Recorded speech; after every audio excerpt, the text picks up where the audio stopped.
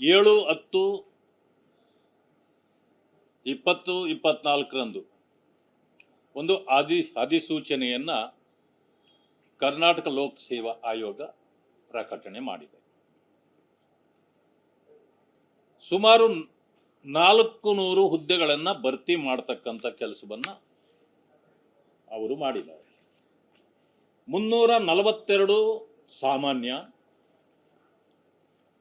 58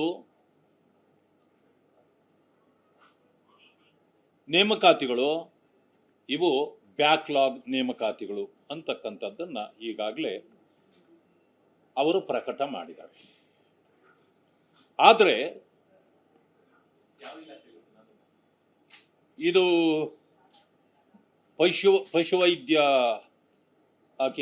ಇಲಾಖೆಯಲ್ಲಿ ಮಾಡಿರ್ತಕ್ಕಂಥ ನನಗೆ ಬಂದ ಮಾಹಿತಿ ಪ್ರಕಾರ ಈ ನೇಮಕಾತಿಗಳು 58 ಬ್ಯಾಕ್ಲಾಗ್ ಏನಿದೆ ಪರಿಶಿಷ್ಟ ಜಾತಿ ವರ್ಗಗಳಿಗೆ ಕೊಡ್ತಕ್ಕಂಥ ಈ ನೇಮಕಾತಿಗಳು ಇನ್ನು 71 ಹಾಗೆ ಬ್ಯಾಲೆನ್ಸ್ ಇದೆ. These are all backlogs. 342ಕ್ಕೆ ನೀವು ಎಕ್ಸಾಮ್ ಮಾಡಬಹುದು, ಇಂಟರ್ವ್ಯೂ ಮಾಡಬಹುದು. ಆದರೆ ಈ ಮೀಸಲಾತಿಯಲ್ಲೇನೆ ಒಂದು ಸರ್ಕಾರದ ಆದೇಶ ಇದೆ. ಆ ಸರ್ಕಾರದ ಆದೇಶ ಏನಂತಂದ್ರೆ ಬ್ಯಾಕ್ಲಾಗ್ ಹುದ್ದೆಗಳಿಗೆ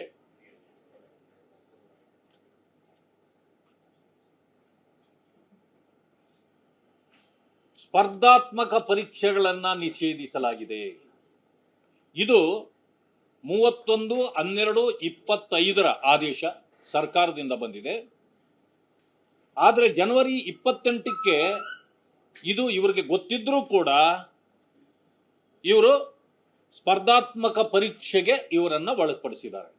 ಪರಿಶಿಷ್ಟ ಜಾತಿ ಮತ್ತು ಪರಿಶಿಷ್ಟ ವರ್ಗಗಳ ಅಭ್ಯರ್ಥಿಗಳನ್ನ. ಕೆಪಿಎಸ್ಸಿಯಿಂದ ವಿಷಯ ಏನು ಬಂದಿದೆ, ಇದಕ್ಕೆ ಅಧಿಕೃತ ಟಿಪ್ಪಣಿ ಬಂದಿದೆ. ಈ ಟಿಪ್ಪಣಿಯನ್ನು ಒಂದು ಮೇಲೆ ಇದನ್ನ ವಿಷಯ ಮಾತ್ರ ಓದ್ತೇನೆ. ಕೆಪಿಎಸ್ಸಿ ಅಧಿಸೂಚಿಸಿರುವ ಪಶುಪಾಲನಾ ಮತ್ತು ಪಶುವೈದ್ಯ ಸೇವಾ ಇಲಾಖೆಯಲ್ಲಿನ 400 ಪಶುವೈದ್ಯಾಧಿಕಾರಿ ಹುದ್ದೆಗಳಲ್ಲಿನ 52 SC ST ಅಂದರೆ 58 SC ST ಬ್ಯಾಕ್ಲಾಗ್ ಹುದ್ದೆಗಳ ಸ್ಪರ್ಧಾತ್ಮಕ ಪರೀಕ್ಷೆಗಳನ್ನು ರದ್ದುಗೊಳಿಸಿ ಬ್ಯಾಕ್ಲಾಗ್ ನೇಮಕಾತಿ ನಿಯಮದ ಪ್ರಕಾರ ನೇಮಕಾತಿ ಮಾಡಿಕೊಳ್ಳುವ ಬಗ್ಗೆ. ಅಂದ್ರೆ ಈ 58 ಹುದ್ದೆಗಳಿಗೆ ಈ ಸ್ಪರ್ಧಾತ್ಮಕ ಪರೀಕ್ಷೆ ನಡೆಸಬಾರದು, ಹುದ್ದೆಗಳನ್ನು ಭರ್ತಿ ಮಾಡಿಕೊಳ್ಬೇಕು ಅನ್ನೋದು ಸರ್ಕಾರದ ಆದೇಶ. ಇದು ಕರ್ನಾಟಕ ಸರ್ಕಾರದ ಆದೇಶ ಈಗಿದ್ರೂ ಕೂಡ ಕೆಪಿಎಸ್ಸಿ ಏನ್ ಮಾಡಿದೆ, ಈ 342 ಪ್ಲಸ್ 58 400 ಹುದ್ದೆಗಳನ್ನ ಭರ್ತಿ ಮಾಡುವಾಗ ಸ್ಪರ್ಧಾತ್ಮಕ ಪರೀಕ್ಷೆ ಅವ್ರಿಗೂ ಇಟ್ಟಿದ್ದಾರೆ. ಯಾಕೆ ಅಂತಂದ್ರೆ ಅವರಿಂದ ಈಗಾಗಲೇ ಸೋಷಿಯಲ್ ಮೀಡಿಯಾದಲ್ಲಿ ನೀವು ನೋಡಿದಿರಿ, ಇದನ್ನ ಕೆಲವು ವಿದ್ಯಾರ್ಥಿಗಳು ಇದನ್ನ ರೆಕಾರ್ಡ್ ಕೂಡ ಮಾಡ್ಕೊಂಡಿದ್ದಾರೆ.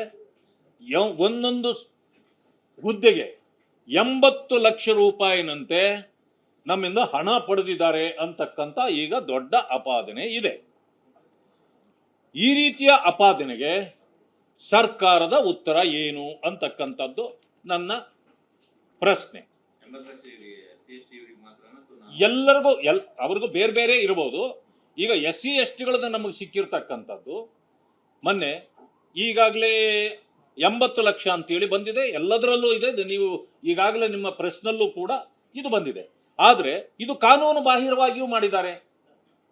ಬ್ಯಾಕ್ಲಾಗ್ ಅನ್ನ ನೀವು ಸ್ಪರ್ಧಾತ್ಮಕ ಪರೀಕ್ಷೆಗಳ ಮೂಲಕ ತಗೊಳ್ಳಂಗೆ ಇಲ್ಲ. ಆದ್ರೂ ನಿಮಗೆ ಯಾರು ಅಧಿಕಾರ ಕೊಟ್ಟರು? ಸರ್ಕಾರದ ಆದೇಶವೇ. ಅದು ತುಂಬಾ ದೂರದಲ್ಲ, 31/12/25 ಬಂದಿದೆ. ಅದಾದ್ಮೇಲೆ ನೀವು ಸ್ಪರ್ಧಾತ್ಮಕ ಪರೀಕ್ಷೆಗಳನ್ನ ನೀವೇ ಏರ್ಪಡಿಸಿದ್ದೀರಿ ಜನವರಿ 8ರಲ್ಲಿ 26ಕ್ಕೆ. ಇದು ಒಂದು ಕಡೆ. ಆದ್ರೆ ಮತ್ತೊಂದು ಕಡೆಯಿಂದ ನೋಡಿ, ಗೋಲ್ಡ್ ಮೆಡಲ್ ತಗೊಂಡಿದ್ದಾರೆ ಕಾಲೇಜುಗಳಲ್ಲಿ. ಕೆಲವು ವಿದ್ಯಾರ್ಥಿಗಳು ಗೋಲ್ಡ್ ಮೆಡಲ್ ತಗೊಂಡಿದ್ರು ಕೂಡ ಅಂತವರು ಇಲ್ಲಿ ಸೆಲೆಕ್ಟ್ ಆಗಲ್ಲ. ಆಮೇಲೆ ಚೇರ್ಮನ್ರ ನಿಕಟ ಸಂಬಂಧಿ ಸೂಗುರೇಶ್ ಜಾಕಾ, Kamadhenu veterinary college boys hostel Hebbal, Bengaluru 24. ಇವರು ಅಲ್ಲಿ ಸಂಪೂರ್ಣ ಕಡಿಮೆ ಮಾರ್ಕ್ಗಳು ತಗೊಂಡು ಅನೇಕ ಬಾರಿ ಫೇಲ್ ಆಗಿರೋರು ಇಲ್ಲಿ 456.750 ಮಾರ್ಕ್ ತಗೋತಾರೆ ಇವರು. ಅಂದ್ರೆ ಅವರ ಚೇರ್ಮನ್ಗೆ ಯಾರು ನಿಕಟ ಸಂಬಂಧಿಕರು ಇರ್ತಾರೋ ಅಂತವರು. ಇಲ್ಲಿ ಏನು ಈ ಪಟ್ಟಿಯಲ್ಲಿ ಸೆಲೆಕ್ಷನ್ ಆಗಿದೆ, ಈ ಎಲ್ಲಾ ಪಟ್ಟಿಯಲ್ಲೂ ಕೂಡ ಫೇಲ್ ಆಗಬೇಕಾದವರು ಪಾಸ್ ಆಗಿದ್ದಾರೆ, ಪಾಸ್ ಆಗಬೇಕಾದವರು ಫೇಲ್ ಆಗಿದ್ದಾರೆ. ಹೌದೌದು. ಹೀಗೆ ಅನೇಕರು ಈ ರೀತಿ ಸ್ವಜನ ಪಕ್ಷಪಾತವು ಇದರಲ್ಲಾಗಿದೆ. ಅದಾದ್ಮೇಲೆ ಯಾರು ಹಣ ಕೊಟ್ಟಿದ್ದಾರೆ ಅಂತವರನ್ನು ಮಾತ್ರ ಸೆಲೆಕ್ಟ್ ಮಾಡಲಾಗಿದೆ, ಕೊಡಲಾರದವರನ್ನ ಫೇಲ್ ಮಾಡಿ ಇದರಲ್ಲಿ ಇಡಲಾಗಿದೆ. ಈ ಕಾರಣದಿಂದ ಈ ತಕ್ಷಣ ಈ ಒಂದು ನೋಟಿಫಿಕೇಶನ್ ಅಲ್ಲಿ ಆಗಿರ್ತಕ್ಕಂಥ 400 ಅಭ್ಯರ್ಥಿಗಳ ಸೆಲೆಕ್ಷನ್ ಕೂಡ ತಕ್ಷಣ ಸರ್ಕಾರ ತಡೆ ಹಿಡಿಬೇಕು, ಮತ್ತೆ ಅದನ್ನು ರೀಎಕ್ಸಾಮ್ ಮಾಡಬೇಕು. SC ಮತ್ತು ST ಅಭ್ಯರ್ಥಿಗಳಿಗೆ ಯಾವುದೇ ಕಾರಣಕ್ಕೂ ಕೂಡ ಸ್ಪರ್ಧಾತ್ಮಕ ಪರೀಕ್ಷೆಯನ್ನ ಮಾಡುವಂತಿಲ್ಲ. ಅವರನ್ನ ಮೆರಿಟ್ ಮೇಲೆ ಅವರನ್ನ ಸೆಲೆಕ್ಟ್ ಮಾಡಬೇಕಾಗಿದೆ. ಇದು ಸರ್ಕಾರದ ಅಧಿಸೂಚನೆಯೇ ಇದೆ ಅಂತಕ್ಕಂಥದ್ದನ್ನು ತಮ್ಮ ಗಮನಕ್ಕೆ ನಾನು ತರಲಿಕ್ಕೆ ಬಯಸ್ತೇನೆ. ಇದು